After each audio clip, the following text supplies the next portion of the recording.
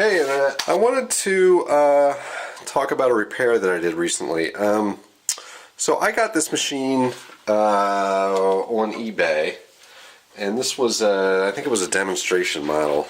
And one of the problems I have is that they're over here on the other side of the machine is a spindle quill lock, and so when you tighten this thing down, the quill, which is this part here that moves up and down, will be locked. And you know, if you're making a heavy cut or whatnot, yeah, it's a good way to get extra rigidity into the machine. Now, for some reason, when I would lock this down, I actually was getting less rigidity in the machine.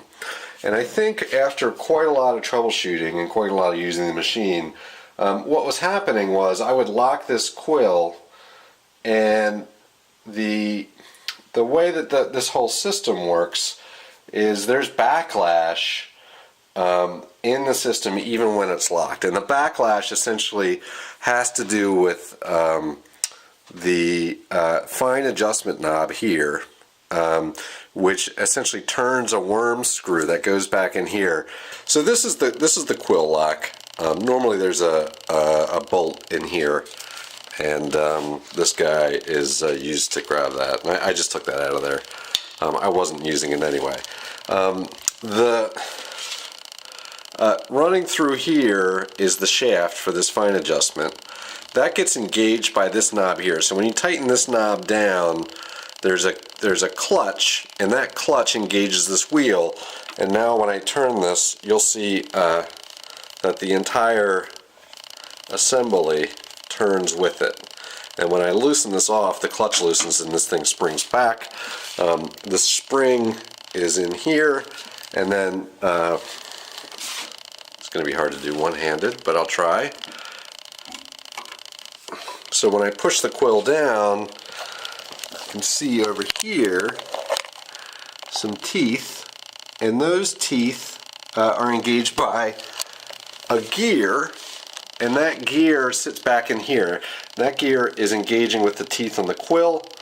The clutch engages with a worm that's connected to this shaft, and turning this shaft turns the worm, which turns the gear, which moves this up and down in a finely controllable manner. Now, so I wanted to describe the symptoms that I was seeing with my mill and with this engagement, fine adjustment engagement to the quill travel.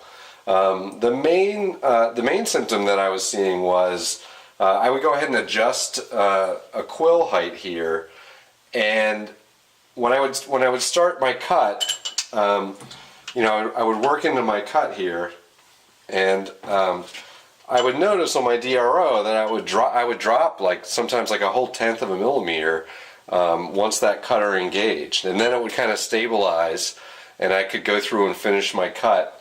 And then, you know, then I would make my next adjustment. I'd maybe come down another 20 hundredths of a millimeter, and I would go ahead and re-engage the cutter, and, you know, it would jump down.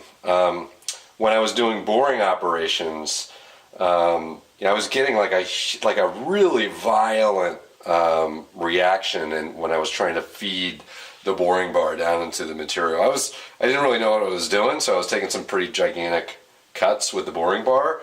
But you know, it was just, you know, it would grab and it would lurch, and it was, you know, there was movement in the quill. And then I had a setup that I was doing where, you know, I had a 4-inch piece of square tube, and you know, I had it in this vise. It wasn't a super rigid setup to begin with, but you know, I had the workpiece at an angle like this, and I'm trying to plunge down through an angled piece. And I mean, there was just really, really violent grabbing if I was feeding aggressively at all. And, you know, I almost couldn't feed it at all. I mean, it almost just was too much to work, and the whole machine was like spazzing out. Those were the symptoms that I was seeing. You know, an inconsistent depth of cut and jumping on my quill DRO. And then, you know, really difficult issues with taking cuts with the boring bar. Yeah, so as I push this up and down, even though it's locked, I can kind of trigger the backlash in here. And if I put, actually, that's what I'll do. I'll go ahead and put an indicator on here. So here, you can see the backlash in here. Now, there was like, I don't know, 2/3 of a millimeter backlash in here before I adjusted it. And so what I'll try to show right now, after I pull this off of here, is what I did to fix this. Inside of here, which I'll show in a second, there's a bunch of there's 2 thrust washers. And what I discovered is that mine was missing one part of the thrust washer, which made it very difficult for this to work. But I'm going to go ahead and take this fine adjustment knob off of here. And you can see, here's my thrust washer. This set screw in here is, I mean, I crank the crap out of it, because really the only thing preventing the backlash, you can see it right there. Let me screw this in. You see that? So that is the backlash between the worm and the main quill gear. And the only thing that's preventing this shaft from going in and out and creating that backlash is the set screw and the pressure the set screw applies onto this thrust washer here, right? So that is the only thing preventing that movement. And if you have this movement in here, what's going to happen is you're going to set your height. And you know, again, I think maybe there was an unrelated problem, but my quill lock wasn't working. So I would set the height, but I was still getting this terrible vibration in here. And I was able to adjust that out. And I'm going to show you how I did that. So first thing is I'm going to remove this thrust washer, and then I'm going to go grab a piece of carbide, and I'm going to put a little witness mark on here because I have it adjusted pretty nicely, and I don't want to lose this adjustment. This piece here is an eccentric, which means that the hole in it is off center. And well, I'll pull it out so you can take a look at it, because I need to pull it out anyway. So I'll loosen these set screws. One of the hints that I had that this wasn't in there right is the set screws were not seated all the way. Okay, so you can see now that's pulling all the way out of there, and so I can pull the sucker right out, and you can see, actually, look at that. That's interesting. So you can see that. I think that indentation right here is from this set screw, and for whatever reason, well, I know the reason, I'll actually explain the reason in a second. You can see the previous adjustments that have been made into this thing, and you can see you know, how this is eccentric right here, okay? So that moves, let me get this disengaged. I don't remember how I did this. Just did like this. So that is moving this up and into the engagement with the actual driver gear that interfaces with the quill, which, you know, there's still going to be some backlash in there. What I did is I made this guy right here, which is kind of a tight fit, but I made this little aluminum washer. I'm actually interested to see how it held up. To add a little bit more spacing in here, because there was I was missing entirely one of these sides of the thrust washer, and this thrust washer, this thrust washer here was seated right up against the knob, and you can see on the knob there's the wear marks for that. I didn't have any idea what was going on until I took it off, and then I looked at it. I saw, you know, essentially this thrust washer on here was packed with cosmoline, and there was no race on the other side. And then I looked at the this thing, and I noticed that the race was essentially being cut into here. So it was missing the thickness of this outer race of the thrust washer, and that's why I made this guy here just to sit in there temporarily and take up the slack. Now that I have a replacement thrust washer, I can fix it properly. I think the thickness of the replacement washer I made was a little bit too much, and that is what caused potentially this marring here of the eccentric, because the if you look at how this lines up here, it's supposed to, I think it's supposed to sit like that. Maybe even a little further in, I'm not entirely sure. That looks about right. Well, there's definitely, you can see the cast iron's definitely been crushed, which is not really what you want when you're cranking down your eccentric. Anyway, so the other thing I did to this part was I saw from a video on YouTube that the Smithy actually has the same eccentric in it, and the guy from Smithy said, well, all you need to do is you just put something in these two holes here, and then you can turn it. So I actually drilled these two holes just on the drill press. I mean, it's not a precision thing, and that allows me to have that thing in there, and put something in there, and I can make the adjustment while the actual worm shaft, which is this, is engaged, because you can't really tell how well this worm is engaged onto the gear unless it's completely inserted with the eccentric. So anyway, I'm going to move the camera and put this thing back together, and then show you how the adjustment's made. So I don't know. I don't have any way to see if I'm in the shot or not. But the first thing to do, I've taken the new thrust washer, and I just got to go ahead and mount it onto the shaft. It's a pretty tight fit. I hope it fits. Alright, so then the next thing to do is just to wipe down the eccentric a little bit. So that's gonna bear on the washer surface. There shouldn't be any rotation there. So you should get it should be nice and flat all the way around.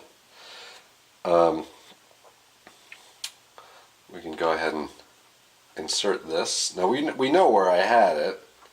I think if my witness mark is readable, I think I put that on top. Here it is. So this is the orientation I had it, and if you pull this all the way down and engage it, it should actually pull it back in, and then some. So you'll see that it actually the slop is taken up by the spring in the handle here, right? So that's going to be important later.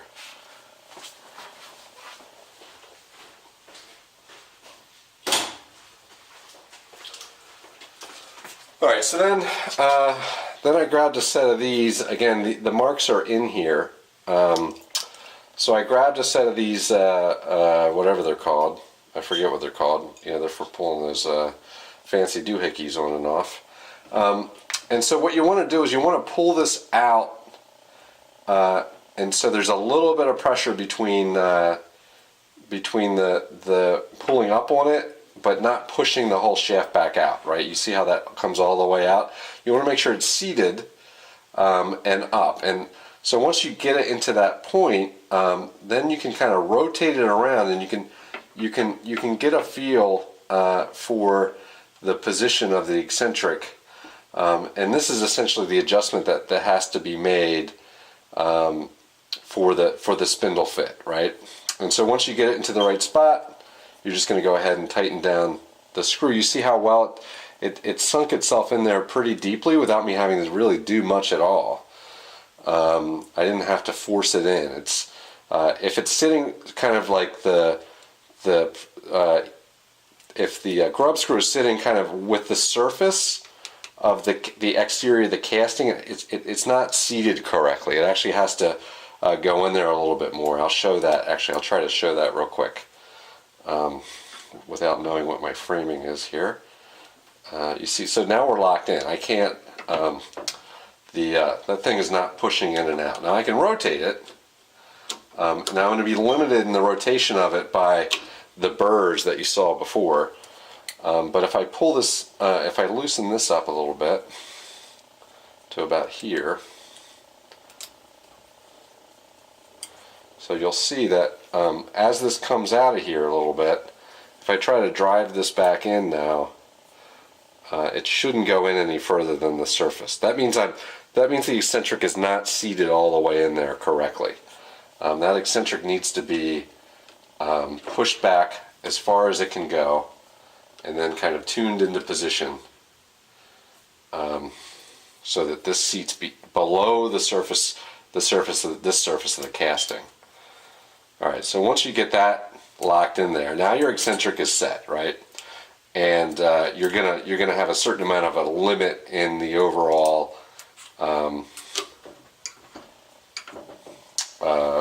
movement of this system. Now, the tighter that you tighten these guys,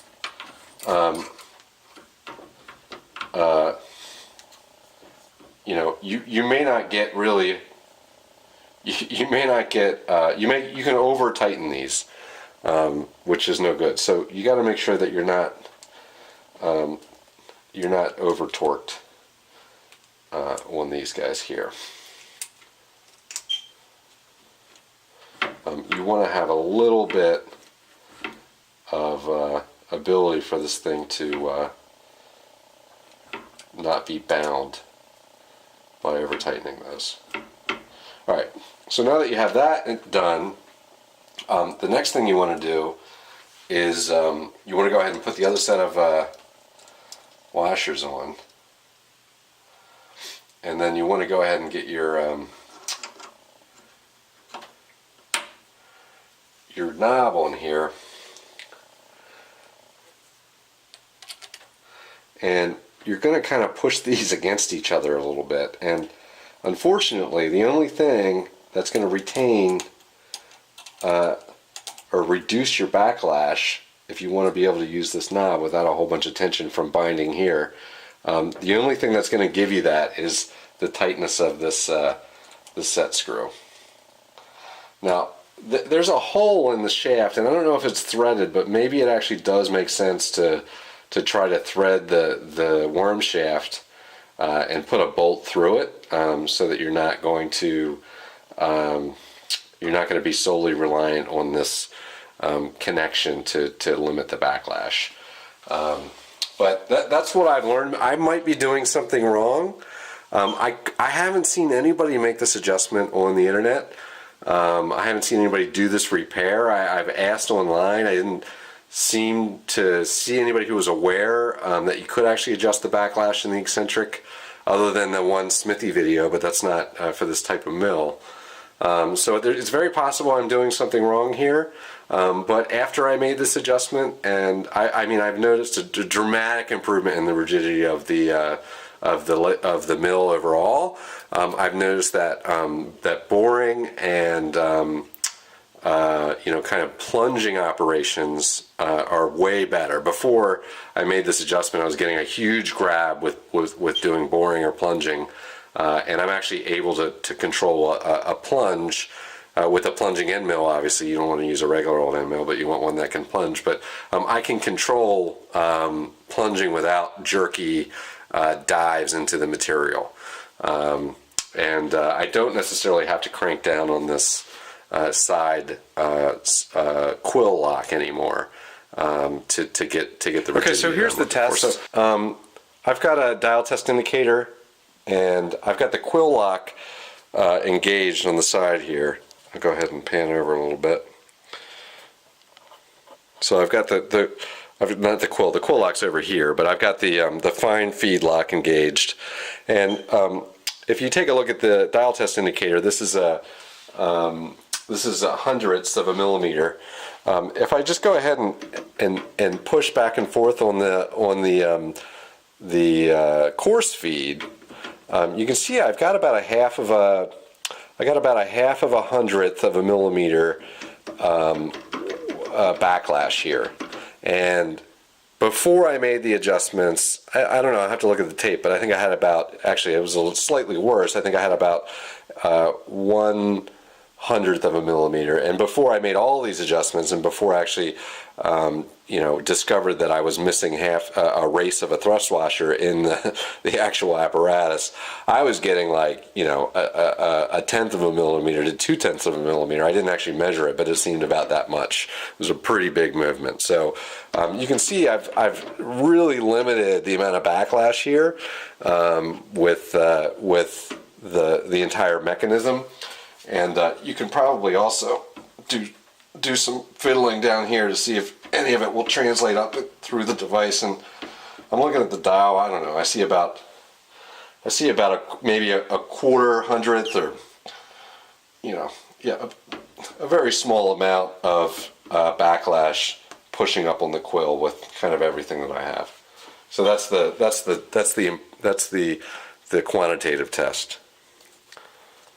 You know, hopefully that helps somebody out who's seeing the issues and the symptoms. And you know, if you know of a better way to do this, or if I'm doing something wrong, or you know how to make it so that like this this guy here isn't the only thing preventing the the quill from jumping around and having backlash, leave a comment below. And if you like the video, give it a thumbs up. And if you want to see more stuff, go ahead and subscribe. So thanks for watching.